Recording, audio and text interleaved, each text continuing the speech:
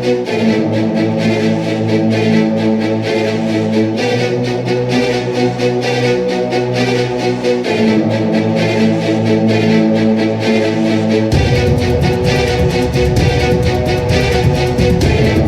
decades, the Philippine Army dreamed of a rapid, modern, and survivable armored force, capable of dominating jungle terrain, urban environments, and even coastal battlefields. That dream is now becoming reality. Brazil's Guarani armored vehicles are no longer just guests in Philippine exercises. They are now multiplying, and fast. In a move that could change the ground game in Luzon and Mindanao, more Guarani armored vehicles are officially headed to the Philippines.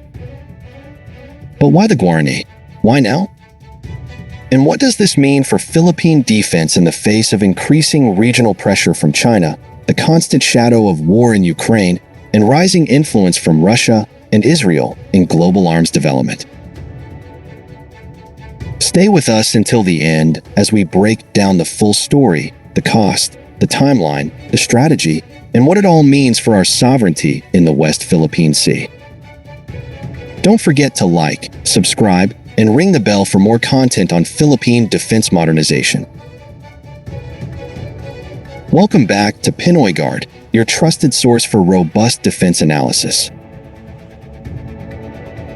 Historically, the Philippine Army's armored corps had relied heavily on Cold War relics. The Simba, GKN, and V-150 armored vehicles, once capable in the 1980s, have long shown their age. Survivability, mobility, and firepower were limited by outdated armor, low-tech interiors, and lack of modern communication systems. For years, upgrades were slow. Defense priorities leaned more toward counterinsurgency rather than conventional warfare. But as China grew bolder in the West Philippine Sea, building illegal installations in the Calayan Island group and encroaching on our maritime and air zones, the military doctrine began to shift. This is where the Guarani comes in, a modern, multi-role armored platform with export success across Latin America and now Southeast Asia.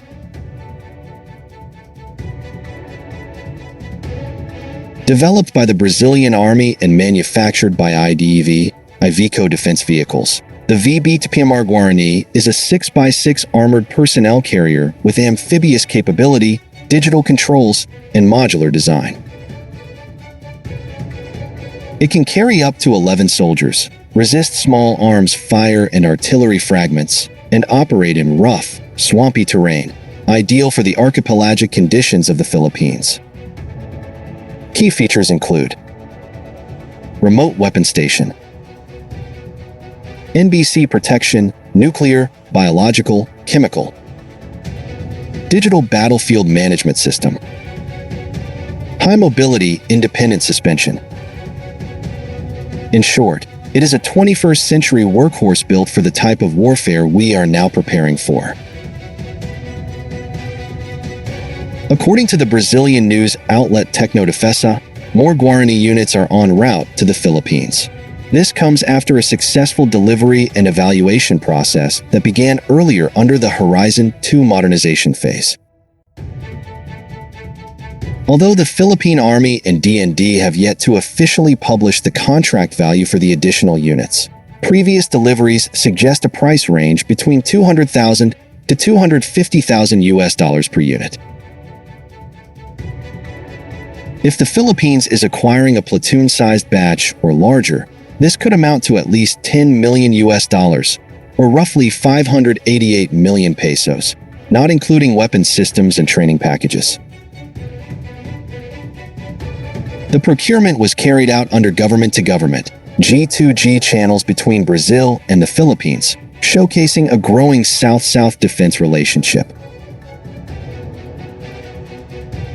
This acquisition aligns with the Philippine Army's shift under Horizon 3, the third and final phase of the Armed Forces of the Philippines modernization program spanning 2023 to 2038. Horizon 3 emphasizes mechanized maneuver forces, joint force interoperability, strategic mobility, anti-access/area denial capabilities. The Guarani fits this doctrine perfectly. It serves not only as a troop carrier, but also as a command post, medevac vehicle, or mobile communications hub, depending on the mission module installed. This modularity is what makes the Guarani a force multiplier. It's not just an armored vehicle, it's a battlefield system. Why does an armored vehicle matter in the West Philippine Sea? Because in the event of a crisis, whether in Palawan, Zambales, or even Metro Manila, a rapid deployment of ground forces may be necessary. Amphibious and mobile, the Guarani gives the Philippine Army the ability to deploy forces from rear areas into contested zones with speed and survivability. It also enhances interoperability with the Philippine Navy and Air Force, especially in humanitarian assistance and disaster response, HADR, missions, or amphibious rapid deployment, ERD, scenarios, where time and protection are critical. With China illegally building airstrips and outposts across the Spratlys, these vehicles help prepare the Philippines for high-intensity conflict or gray zone operations across multiple domains, land, air, and sea. Let's take a brief look at the Guarani's global competitors.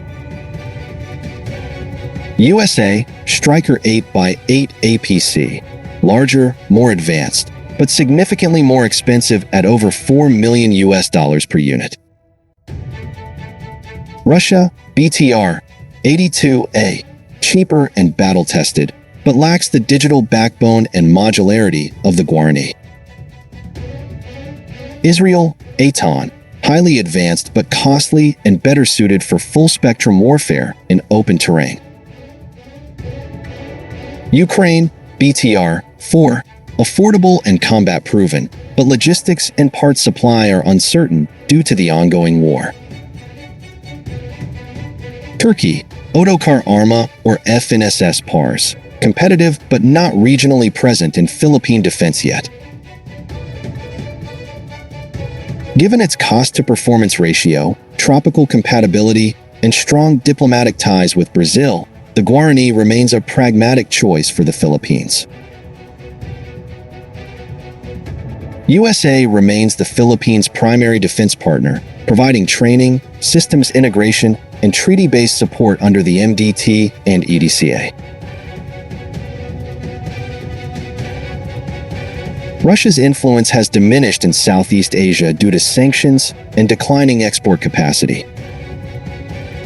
China, while offering defense exports, remains a geopolitical rival, especially in the WPS. Israel continues to be a leading partner in sensors, radars, drones, and command systems that can integrate with platforms like the Guarani. Ukraine's current war has forced many nations, including the Philippines, to diversify procurement in case of global supply disruptions. Brazil's position as a neutral but capable arms exporter gives the Philippines another lever in strategic diversification. While the Guarani alone will not win wars, it signals a deeper trend in the Philippine defense strategy. Mobility over mass. Interoperability over isolation. Digital systems over analog heritage. Every Guarani deployed to the field is a step closer to a Philippine army that can fight and win in the 21st century, not just in theory, but in reality.